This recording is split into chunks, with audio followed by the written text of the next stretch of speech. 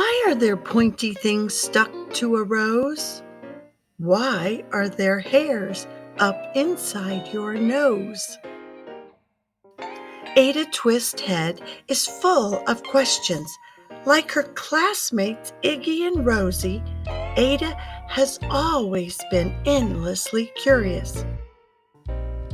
But when her fact-finding missions and elaborate scientific experiments go too far, her frazzled parents banish her to the thinking chair. Will all that thinking change Ada's mind?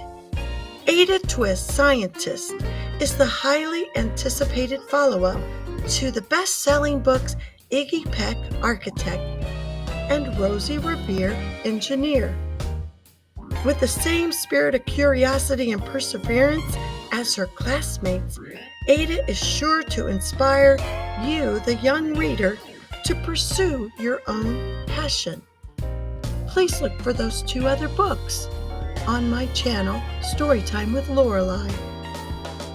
Ada Twist, Scientist, written by Andrea Beaty, illustrated by David Roberts.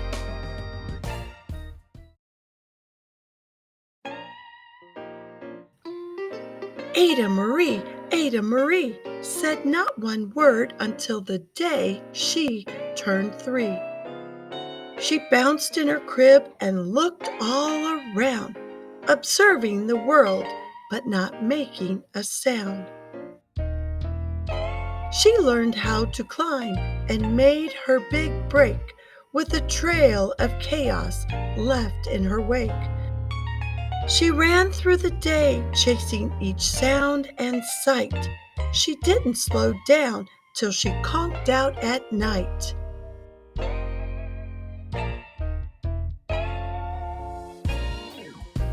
Her parents were frazzled, but tried not to freak, as Ada grew bigger and still did not speak.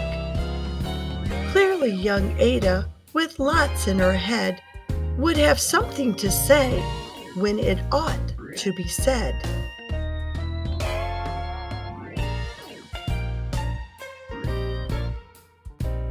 That's just what happened when Ada turned 3.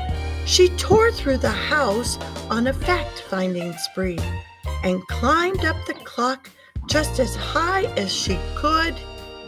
Her parents yelled, "Stop!" as all good parents would. Ada's chin quivered, but she did not cry. She took a deep breath and simply asked, "Why?"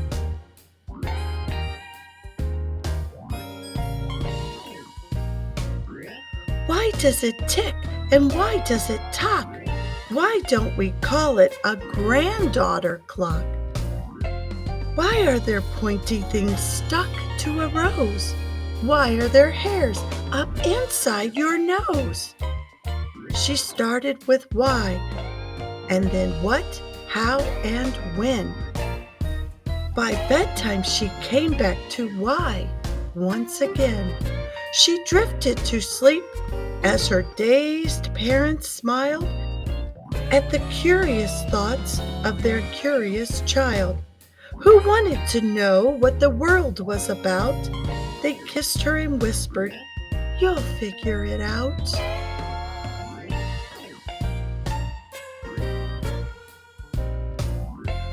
Her parents kept up with their high-flying kid,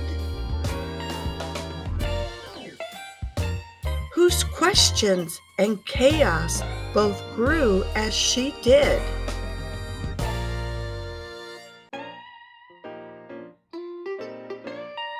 Even Miss Greer found her hands were quite full when young Ada's chaos wreaked havoc at school. But this much was clear about Miss Ada Twist: she had all of the traits of a great scientist.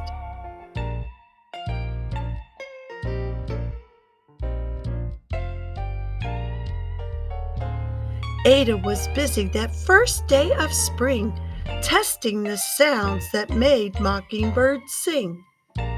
When a horrible stench whacked her right in the nose, a pungent aroma that curled up her toes. "Zowie!" said Ada, which got her to thinking, what is that source of that terrible stinking? How does a nose know there's something to smell? And does it still stink if there's no nose to tell? She rattled off questions and tapped on her chin. She'd start at the start where she ought to begin. A mystery, a riddle, a puzzle, a quest. This was the moment that Ada loved best.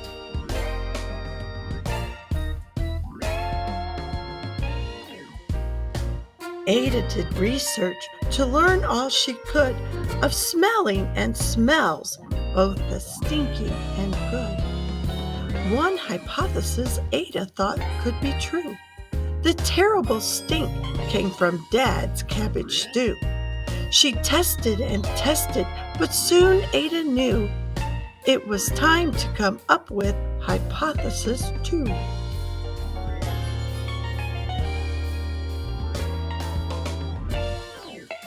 Then zowie! The stink struck again, just like that. Hypothesis 2, it's caused by the cat. The cat couldn't make such a stink on its own. It needed perfume and some fancy cologne. So young Ada tested. The test was a flop. She started again, but her parents yelled, "Stop!"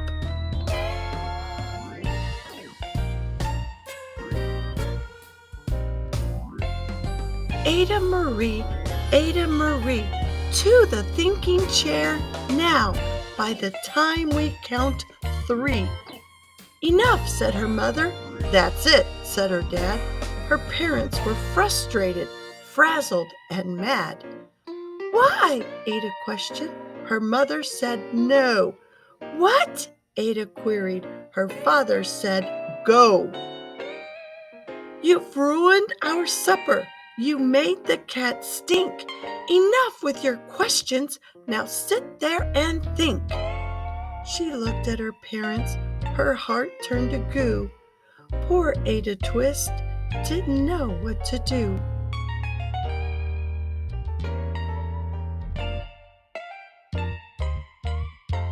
She sat all alone by herself in the hall, and Ada once more could say nothing at all.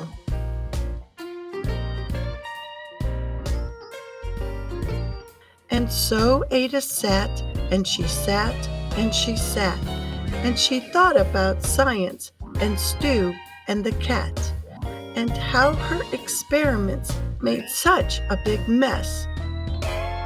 Does it have to be so? Is that part of success? Are messes a problem? And while she was thinking, what was the source of that terrible stinking?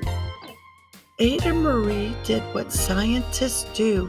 She asked a small question, and then she asked 2. And each of those led her to 3 questions more.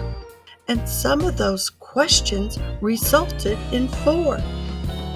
As Ada got thinking, she really dug in.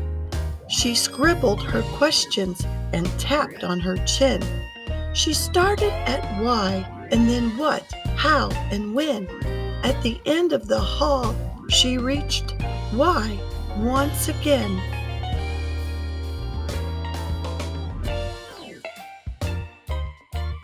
Her parents calmed down and they came back to talk. They looked at the hallway and just had to gawk. No patch of bare paint could be seen on the wall. The thinking chair now was the great thinking hall. They watched their young daughter and sighed as they did. What would they do with this curious kid who wanted to know what the world was about? They smiled and they whispered, "We'll figure it out."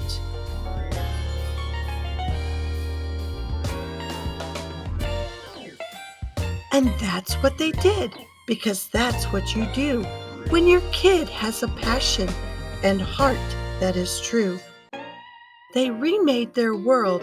Now they're all in the act of helping young Ada sort fiction from fact. She asked lots of questions. How could she resist? It's all in the heart of a young scientist.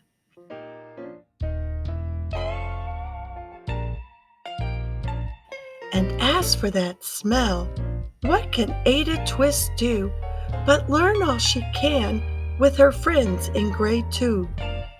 Will they discover the stink that curls toes? Well, that's the question, and someday, who knows? Hello, friends. I hope you enjoyed our story today. If you did, please click like and share this book with your friends. And don't forget to look for all the other books by Storytime with Lorelei. See you next time. Bye for now.